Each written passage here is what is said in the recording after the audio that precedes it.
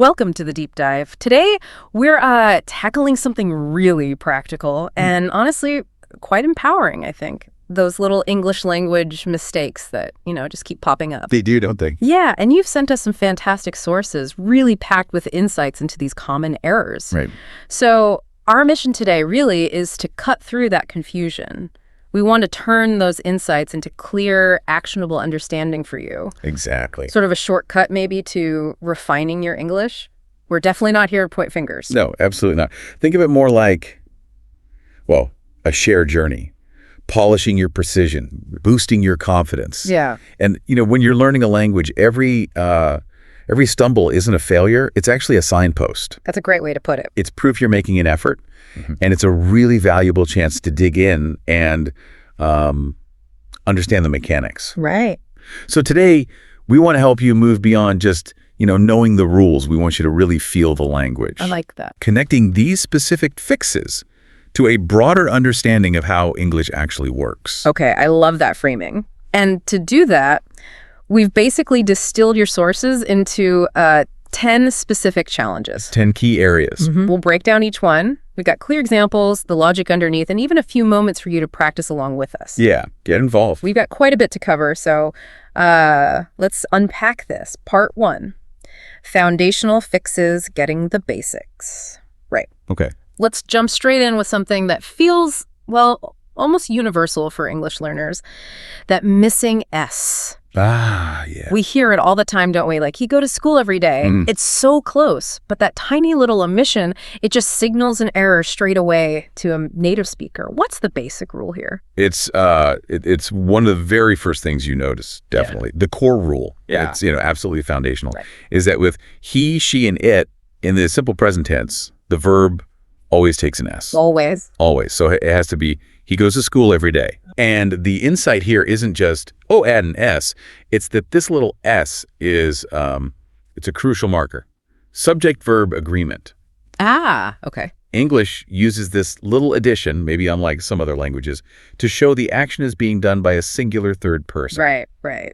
He, she, or it. Exactly. It creates this consistency that native speakers just, rely on to quickly get who's doing what. It really does make all the difference, doesn't it? It's kind of amazing how much weight that tiny S carries. It is. One of our sources had a fun way of putting it, like, without the S, poor he never gets to school. Hey, I like that. It paints a picture. It does. What do you think is the biggest sort of mental block for learners with this? Just remembering it consistently. I think often it's just the sheer volume. They're juggling so many other rules. Sure. But once you kind of grasp that S as a signal. Ah, like a flag. Yeah, flag for the third person singular. Then it becomes less about pure memorization and more about understanding, English's own internal logic. That makes sense. Let's try to internalize it a bit. Maybe you can repeat these after us. Good idea. She plays the guitar. He likes pizza. It works well. See, it just sounds right. It flows better. Exactly. Okay, next up. Another phrase that often reveals a direct translation trap. I am agree. You know what you mean. Yes, the intention is clear. But the structure in English, it just feels a bit off, doesn't it? What's the issue there? This is such a classic example. It really shows how different languages structure ideas in, fundamentally different ways. Right.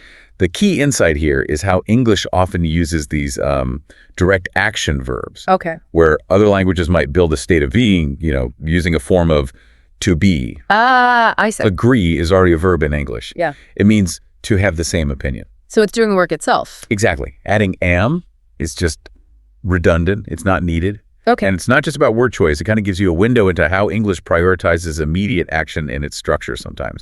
Agree is a complete thought. Wow, that's actually a deeper point than just fixing the grammar. It's about how English conceptualizes agreeing. Precisely. Understanding that subtle difference can really shift how you approach a lot of English constructions. Yeah, I can see that. One of the sources quipped, if you say, I am agree, people might agree that you sound unusual. A little bit, maybe. But you're on your way to sounding perfectly natural. Let's practice the correct way. Repeat after us. Good. I agree with you. Yes, I agree. I totally agree. Much better. Feels more direct, doesn't it? Definitely. Yeah. Excellent. Now, for our third fix in this section, prepositions. Oh, boy. The little words. The little words that cause big problems. They pack such a punch and, yeah, often cause a lot of confusion. I've definitely heard I live in New York quite a few times. Common. What makes these tiny words so incredibly tricky? And importantly, did our sources offer a way to, demystify in, on, and at? They definitely are a puzzle, largely because their use is often really idiomatic. And like you said, they often defy direct translation. But yes, the sources offer a pretty effective, quick guide. Good. The conceptual shift, I think, is to think about the level of specificity or enclosure. Okay, specificity or enclosure. I like that. So use in for larger, more encompassing spaces. Think countries, cities. Like in Japan, in London. Exactly. You're sort of inside a boundary or container. Got it. Then use on for surfaces. On the table. Right. Or for being carried by certain types of transport, like on the bus. The idea is contact with a surface or a mode of transport. Okay. Surface or transport. Makes sense. And finally, at is for more exact, specific points or locations. At school, at the station. Yes. It denotes a precise, usually smaller, fixed spot. That's a really useful framework. Thinking about that level of specificity, it does help. It's like prepositions are little linguistic GPS coordinates. That's a great analogy. Use the right one, and your meaning lands perfectly. Okay, let's try unlocking some sentences with the right keys. Repeat after us. Let's do it. I am at the airport. The phone is on the table. My cousin lives in Canada. It sounds good. Great job. Okay, before we move on, let's try a quick mini quiz 1, just to recap and challenge you a bit. Test yourself. I'm going to give you 3 sentences with common mistakes. Try to correct them in your head. Ready? Okay. First one, he play football. Second, I'm agree. And third, she lives at Paris. All right. Take a moment. Think about those rules. How'd you do? Okay, here are the correct answers. Number 1 should be he plays football. Remember that S. Right. Number 2, I agree. Just the verb. No, am. No am. And number 3, she lives in Paris. Because Paris is a city, a larger area. Got it. How did you do out there? Getting these basics right really does build such a strong foundation, doesn't it? It really does. It makes everything else easier. Part 2. Quantifiers, tenses, and precision in adjectives. Okay, moving on. Right, into part 2. Let's tackle quantities. Now, I often hear people say things like, there are much people here. Yes. Many versus much. This distinction seems to trip a lot of people up. What's the deep dive insight here? How do we know which one to use? Well, this distinction is absolutely critical if you want to express quantity accurately. Right. And the underlying insight is really about how English fundamentally categorizes nouns. It forces a choice. A choice between Countable and uncountable. Many is used for countable nouns. things you can count individually. Exactly. Like people, books, cars. You can have 1 person, 2 people, 3 books. Okay. Much is for uncountable nouns. Things you can't easily count individually. Like liquids or concepts. Precisely. Water, sugar, information, money. You wouldn't normally say 1 water or 2 sugars in that sense. Okay. So you have to decide, is this a distinct unit or a general mass? That's a perfect way to think about it. English makes you explicitly label it, which then affects how you talk about the numbers involved. Okay, that makes perfect sense. Let's try it out. Repeat these examples. Really focus on whether it's many or much. Listen closely. Many cars. Many students. Much money. Much rice. Simple when you know the rule, right? It is, once you get that core distinction. Perfect. Okay, now let's talk about something that really makes our stories come alive, the past. Crucial. But sometimes, in the heat of conversation, we just forget. We forget to put our verbs in the past tense. I often hear, like, yesterday I go to the park. Very, very common oversight. And it really impacts clarity because English puts such a high value on temporal precision. Temporal precision, okay. Yeah, the past tense isn't optional if the action is finished. It's vital. If it happened yesterday or last week, the verb has to show that completion. Right. It needs to match the time word. Exactly. And the added challenge, of course, is English is many irregular verbs. Oh, yeah, those. Go becomes went, see becomes saw, eat becomes ate. You just have to learn them. True. The insight here is that the verb itself carries the main signal of when the action happened. Mastering this is just crucial for telling stories, for narrating events accurately. That temporal precision, it really does breathe life into a story, doesn't it? I remember trying to tell a friend about my weekend once, and without even realizing it, I kept saying, yesterday I go, I eat, I see, It sounded so, I don't know, robotic. Exactly. It flattens the whole narrative. No past tense makes life sound not very real. Yeah.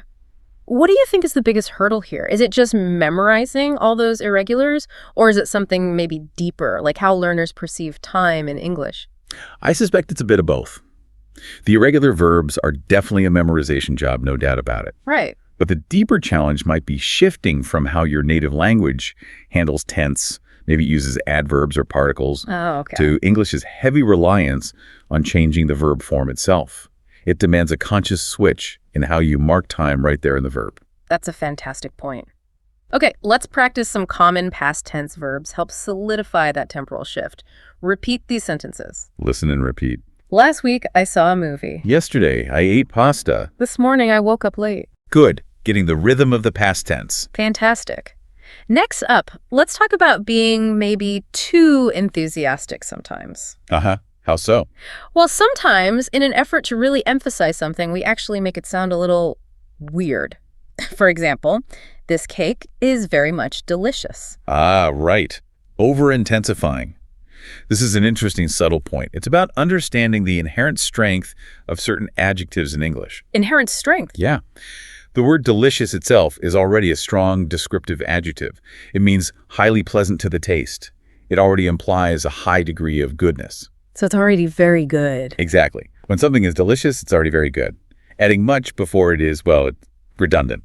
Much usually intensifies verbs or comparisons, not these already strong adjectives. Okay. Simply saying very delicious or really delicious is perfectly fine and sounds natural. So the takeaway is to recognize those strong adjectives like furious or enormous. Precisely. Yeah. Furious, enormous, starving, freezing, boiling. They already contain an extreme degree of meaning. They don't need extra intensifiers like much tacked on, which can sound awkward. Got it. Trust the power of the word itself. Let the adjective do its job. Exactly. Okay, let's practice using delicious correctly then. Repeat these. Okay. This pizza is really delicious. The soup is very delicious. Simple and effective. Part 3, conditionals, cultural translation, and subtle sounds. All right, final section. Moving into our final part now. And we begin with a sometimes tricky grammatical structure, conditionals. The if clauses. Yeah, where we talk about what might happen. A really common mix-up here is something like, if it will rain, I will stay home. Yes, that structure for future conditions. It's a classic point of confusion. Learners often, understandably, just apply the will from the main consequence clause to the if condition clause as well. Right, it seems logical somehow. It does, but the key insight, the rule in English, is that the if clause, the part describing the condition, uses the simple present tense. Simple present. Okay. So, if it rains, not if it will rain. And the main clause. The main clause, the consequence, that's where you use will. I will stay home. Okay. It's not just an arbitrary rule. It's how English signals possibility and consequence. The condition is treated as a kind of present possibility. Right now, if this happens. Exactly. Right. Leading to a future certainty or likelihood expressed with will. Got it. So the condition is grounded in the present, if it rains, even if the outcome is future. I will stay. That's actually a really helpful way to frame it.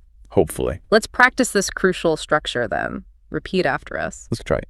If I study, I will pass. If she calls, I will answer. If they come, we will be happy. See the pattern. Simple present in the if, will in the result. Excellent. Okay, we've covered quite a bit already, so let's pause for mini quiz 2. Get ready to correct these next few. Challenge time again. First, yesterday I eat pizza. Second, there is much students in class. And third, if he will call, I will answer. Okay, think back. Past tense, quantifiers, conditionals. How did you do? All right, here are the correct versions. Number 1, yesterday I ate pizza. Past tense of eat. Right.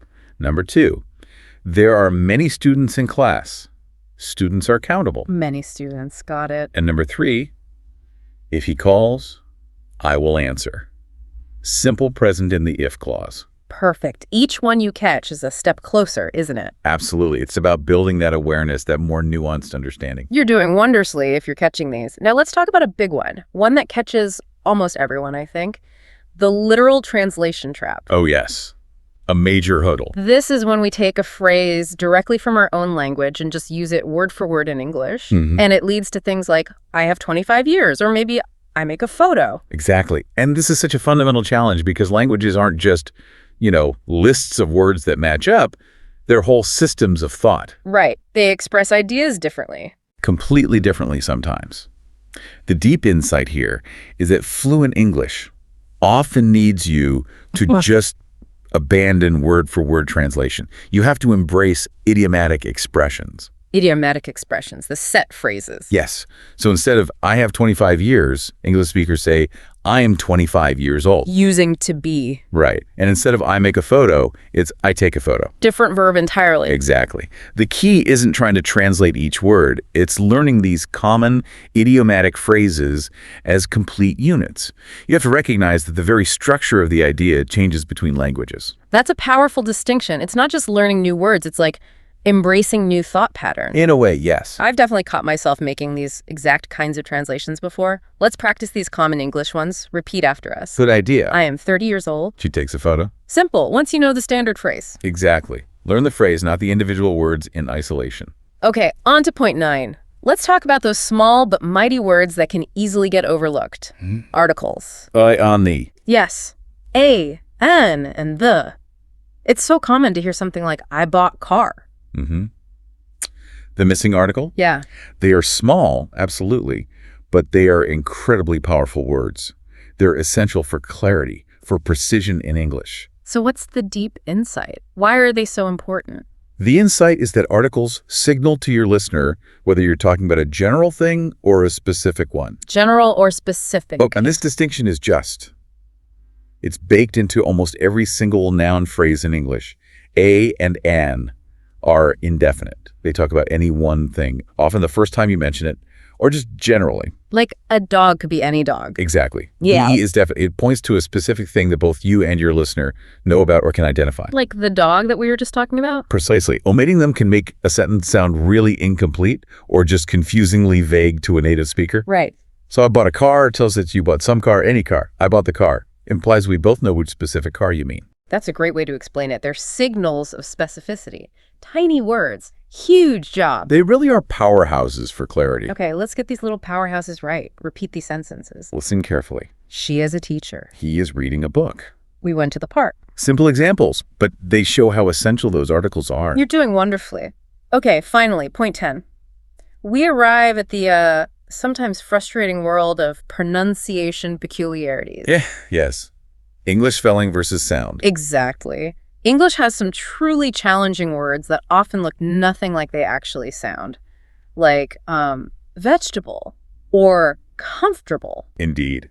English pronunciation often, deviates significantly from the spelling. The insight here is that English frequently uses something called stress-timed rhythm and vowel reduction. Vowel reduction. Yeah, it leads to silent letters or syllables getting kind of squashed or compressed. So for vegetable, many learners want to pronounce all 4 syllables clearly. Vegetable. Right. But it's actually more like vegetable, often just 3 distinct sounds. Vegetable.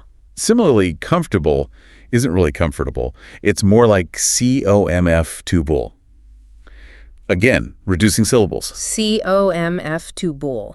Learning to anticipate these reductions, listening for them, is really key to sounding more natural.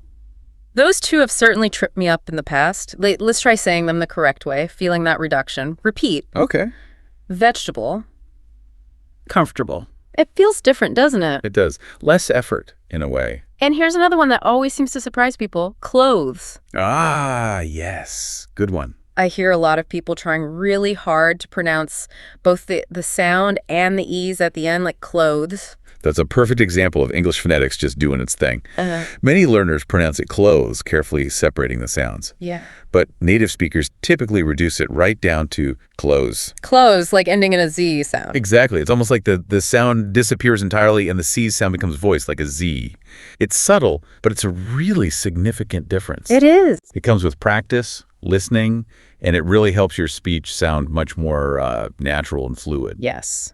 Try it, everyone. Claws. It definitely takes some, muscle memory to get these sounds right. It does. Repetition helps. All right, listeners. Wow, you've done a phenomenal job processing all of this information. Absolutely. 10 big points covered. It's time for our final quiz recap, the ultimate challenge. This is a mixed bag of the mistakes we've discussed today. Try to correct these in your head as I say them. Okay, final test. Focus up. Number 1, I am agree. Number 2, she go to work every day. Number 3, there are much people. Oh. Number 4, yesterday I see a movie. And number 5, if it will snow, I will stay home. Okay, take a moment. Think about each one. Apply those insights we've talked about. Agreement, third person is, quantifiers, past tense, conditionals. Ready. Okay, let's go through the final set of answers. Yeah. Number 1, I agree. Just the verb. Number 2, she goes to work every day. Need that S.